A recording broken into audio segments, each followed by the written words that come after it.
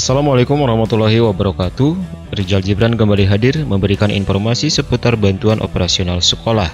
Yang akan kita bahas hari ini adalah tentang rencana kebijakan dana BOS tahun 2022.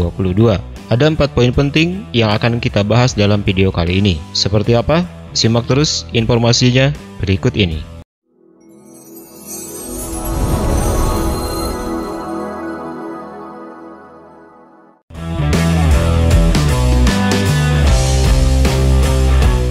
Menteri Pendidikan Kebudayaan, Riset dan Teknologi Nadiem Anwar Makarim memastikan bahwa persyaratan sekolah penerima bantuan operasional sekolah memiliki minimal 60 peserta didik tidak berlaku untuk di tahun 2022.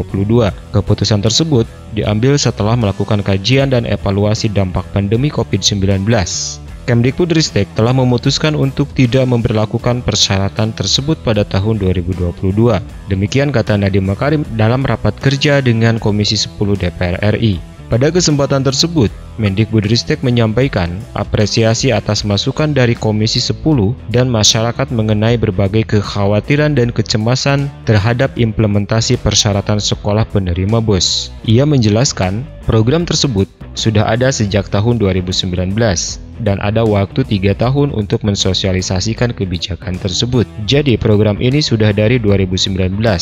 Tetapi belum dilakukan pada tahun 2021 karena belum masuk 3 tahun. Artinya ada tenggang waktu. Sementara itu, Nadiem menilai situasi pandemi saat ini dirasa begitu ekstrim dan perlu fleksibilitas dan tenggang rasa pada setiap satuan pendidikan yang masih sulit melakukan transisi untuk menjadi sekolah yang skala minimumnya lebih besar. Mendikbudristek juga menambahkan pihaknya sangat sensitif terhadap situasi masyarakat dan akan terus menerima masukan terhadap persyaratan ini dan melakukan kajian lebih lanjut terkait pemberlakuannya setelah tahun 2022. Dalam kesempatan tersebut, Mendikbudristek juga mengungkapkan bahwa pemanfaatan BOS reguler tidak hanya mengakomodasi operasional di sekolah formal, tetapi juga dialokasikan untuk operasional bagi anak berkebutuhan khusus. Kebijakan tersebut memberi fleksibilitas kepada sekolah untuk menentukan apa yang dapat ditingkatkan dengan dana BOS. Menutup paparannya, Nadiem menegaskan bahwa seluruh kebijakan dana BOS pada dasarnya berpihak kepada yang paling membutuhkan.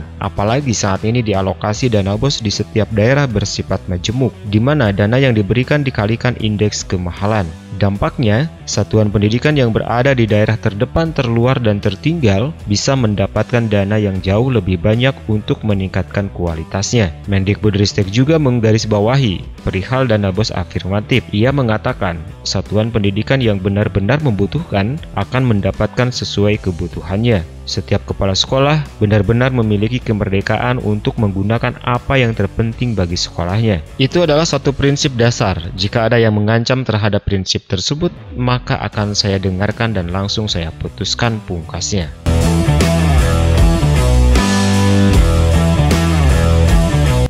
Kebijakan penyaluran dana bantuan operasional sekolah secara langsung ke rekening sekolah berhasil mengurangi keterlambatan dan mendapatkan tanggapan positif dari berbagai pihak. Mulai tahun 2022, mekanisme penyaluran langsung juga akan diterapkan pada bantuan operasional penyelenggaraan pendidikan anak usia dini dan pendidikan kesetaraan. Tujuannya pertama adalah untuk memangkas proses birokrasi penyaluran dana BOS dan BOP di tingkat daerah. Kedua, untuk mempercepat penerimaan dana BOS dan BOP di tingkat satuan pendidikan, dan ketiga, untuk meningkatkan akuntabilitas penyaluran. Akan tetapi, berdasarkan pengalaman sebelumnya, penyaluran dana BOS secara langsung ke rekening sekolah memiliki tantangan tersendiri. Di antaranya adalah sinkronisasi Dapodik, akuntabilitas data rekening satuan pendidikan, dan pelaporan dana BOS yang belum tepat waktu.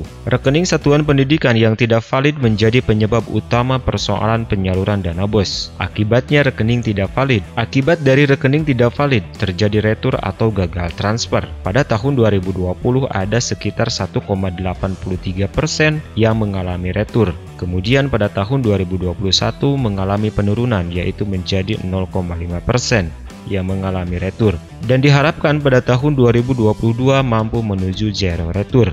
Oleh karena itu, untuk menuju zero retur, pengelolaan nomor rekening yang bervariasi perlu dilakukan penataan dengan adanya standarisasi rekening sekolah. Hal ini disampaikan oleh Dirjen PAUD Dikdasmen Jumeri dalam webinar dengan tema rekening satuan pendidikan untuk dana BOS dan BOP yang diselenggarakan oleh Dirjen PAUD. Kemdikbudristek, Kemendagri, serta Kementerian Keuangan terus melakukan evaluasi kebijakan dana BOS dengan mekanisme penyaluran langsung ke satuan pendidikan. Kita sedang mengusulkan dana BOP mulai tahun 2022 dan penataan rekening satuan pendidikan penerima BOP akan kita tata pada tahun ini, berbarengan dengan penataan rekening untuk BOS. Demikian kata Jumeri. Kedepannya, satuan pendidikan tidak diberikan fasilitas input data rekening sendiri. Rekening satuan pendidikan harus ditetapkan oleh pemerintah daerah setempat sesuai kewenangannya yang mencakup satuan pendidikan negeri maupun swasta. Jumeri mengajak semua pihak berperan aktif mengawal bersama-sama untuk mewujudkan data rekening yang standar. Data rekening yang kita gunakan untuk penyaluran dana BOS dan BOP tahun 2022 akan mulai kita rekap pada bulan Januari 2022. Oleh karenanya, mari kita semua Bapak dan Ibu, pemerintah daerah dan dinas pendidikan untuk menyusun strategi agar data rekening yang standar dapat kami terima sebelum tanggal 21 November 2022. Demikian kata Dirjen PAUD Dikdasmen.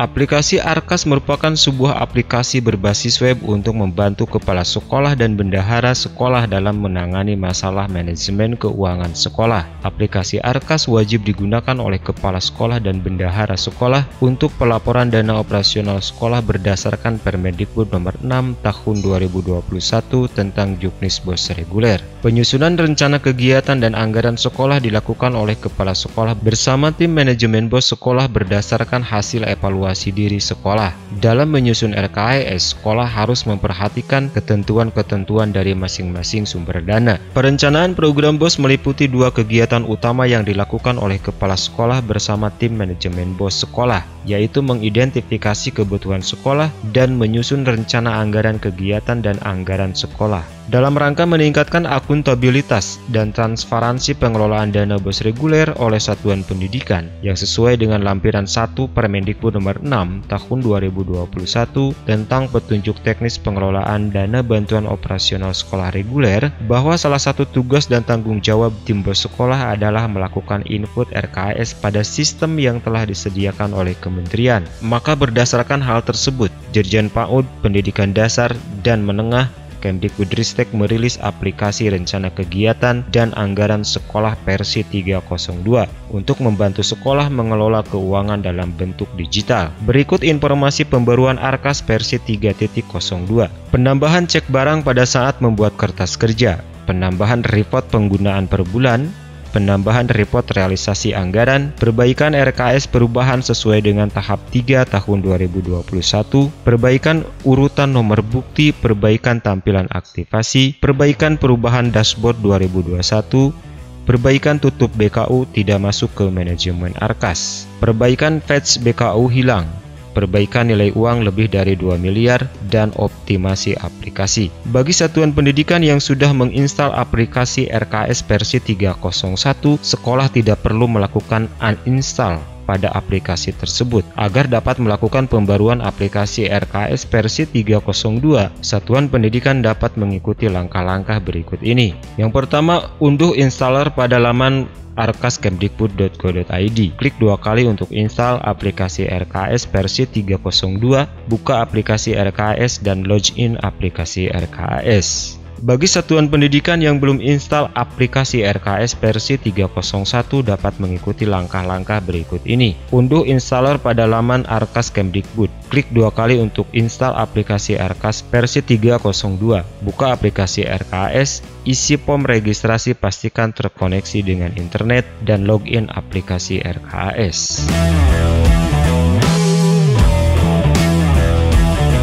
Dalam Rancangan Anggaran Pendapatan dan Belanja Negara RAPBN tahun 2022, pemerintah mengalokasikan dana bantuan operasional sekolah senilai 53,91 triliun pada tahun depan. Nilai tersebut meningkat tipis 0,8% dari Outlook APBN 2021. Sasaran dana BOS tersebut meliputi 45,1 juta siswa untuk BOS reguler, sementara 8.736 sekolah akan mendapatkan dana BOS kinerja. Adapun realisasi dana BOS diperkirakan mencapai 51,59 triliun pada tahun 2020.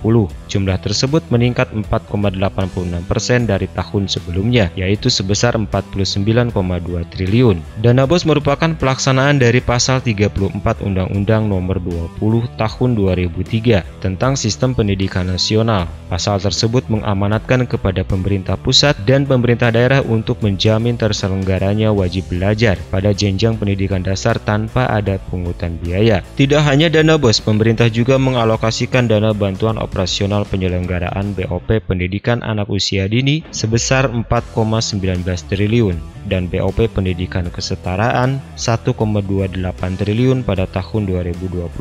Hal ini merupakan komitmen pemerintah agar anak tetap dapat mengenyam pendidikan. Dana BOP PAUD bertujuan untuk meringankan beban masyarakat serta meningkatkan akses anak terhadap pendidikan di usia dini yang lebih berkualitas. Dana tersebut akan menyasar 6,7 juta peserta didik pada tahun depan. Sementara dana BOP pendidikan kesetaraan merupakan komitmen pemerintah dalam menyelenggarakan layanan pendidikan yang merata bagi semua masyarakat. Hal ini termasuk mereka yang mengalami ketertinggalan dalam mengenyam pendidikan jalur formal. Mereka yang kurang beruntung tersebut tetap dapat pembelajaran dari jalur non-formal sesuai dengan jenjang pendidikannya, mulai dari paket A hingga paket C. Sasarannya yaitu untuk 729,6 ribu peserta didik pada tahun 2022.